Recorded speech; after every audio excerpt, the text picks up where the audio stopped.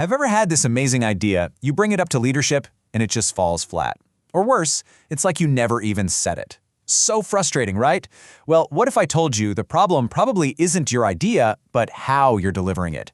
Learning to communicate effectively with a CEO, that's one of the biggest career skills you can ever build. So let's dive in and break down exactly how to get it right. So close your eyes for a second. What do you picture when you think about a CEO's typical day?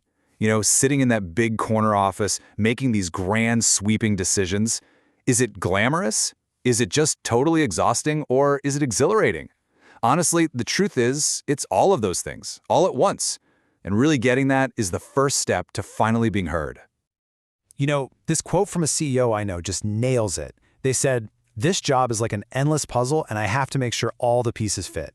It's not about doing one big thing. It's about constantly managing this huge, shifting puzzle where every single piece has to connect just right. That's the mental space you're trying to break into. So to really get this, we've got to get inside the executive mindset. And the best way to do that is to just take a look at what their day actually looks like. This is the key to cracking the whole communication code.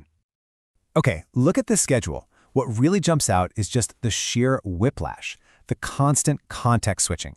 They're bouncing from an international call to a super high-level strategy meeting, then they're out visiting customers, then they're diving deep into one-on-ones with their team.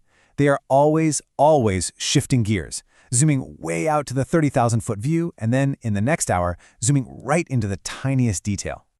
And all that chaos brings us to the single most important thing you have to understand. When you get a moment with your CEO, you are competing for their two scarcest, most precious resources, their time and their attention. Everything about how you communicate has to respect that. So, how do you win that competition for their attention? Well, it's not random. There's a code. Let's start with the first two rules that are going to give you maximum impact right away. Okay, rule number 1, and this is a big one. Be concise and state your ask. The military has this great acronym for it, BLUF. It means bottom line up front. Your CEO is trying to make every single minute of their day count. They just don't have the bandwidth for a long, winding backstory. You have got to get straight to the point and make it crystal clear what you need from them. And this comparison just shows it all, doesn't it? The weak example is, well, it's just a vague statement. It forces the CEO to do the work and ask, okay, so what? But the strong example, that's powerful.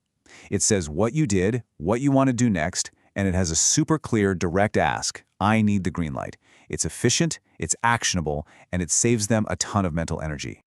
Now, rule number 2 is just as critical. Provide the essential context. Remember that chaotic context-switching day we just looked at? Your CEO has probably had like 50 different conversations since the last time you two spoke. You just can't assume they remember where you left off. It's your job to remind them. Look at the difference one simple sentence makes here. Just by adding, when we last talked, we agreed we need more distribution partners to grow our top line, which, just means our overall revenue, you instantly bring them back up to speed. You reestablish that shared goal. You're not making them do the work of remembering, you're doing it for them, which makes it so much easier for them to say yes. Okay, so those first 2 rules, they'll get you heard. They'll get you what you need. But this third rule, this is the one that gets you seen as a real leader. It's all about elevating your thinking and connecting what you're doing to the entire business. See, your CEO's job, their whole job, is to care about the entire company. You might be focused on your world in HR or marketing or tech, but to really truly connect with them, you have to speak their language, the language of overall business impact. You've got to show them you see the whole puzzle, not just your one little piece. This example is just perfect. Saying, I want to do an employee engagement survey, it kind of sounds like just another task for the HR team, right? But framing it as a way to drive more revenue and lower turnover by improving business fundamentals, wow, now you're talking their language. You just reframed your request from a departmental chore into a strategic move for the whole business. And here's the thing, mastering this isn't just about getting your projects a green light. It's about fundamentally changing how you're seen in the company. It puts you on a totally different career path. As executive coach Alyssa Cohen puts it, this is pretty much the secret sauce. When you learn to think this way and communicate this way, that's how people get promoted. It's the path that future leaders follow, whether they realize it or not, all the way to the top.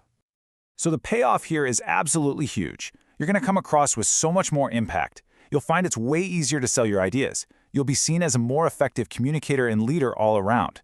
You're not just doing your job anymore. You're actively building the career you really want. So let's be really clear. This isn't some short-term trick to get a yes in your next meeting. This is a long-term strategy. This is about building the kind of influence and credibility that will literally power your entire career for years to come. So, there you have it. You now have the code to communicate at the very highest levels. The only question left is, are you ready to use it and start leading?